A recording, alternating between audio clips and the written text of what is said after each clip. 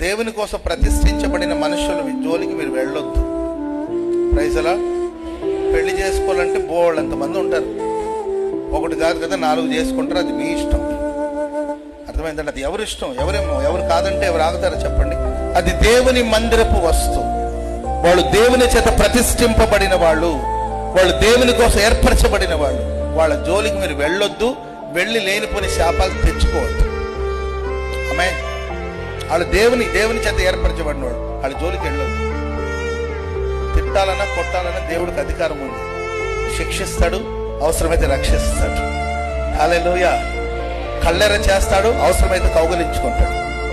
ఎందుకంటే మనం ఆయన బిడ్డలం.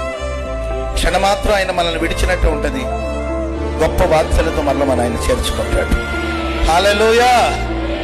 ఆ పాత్రల లెక్క ప్రభు చూసుకుంటాడు. మనం ఎవరు తెరిపించేదని చెప్పండి? మనం ఎవరమండి తెరిపించేది?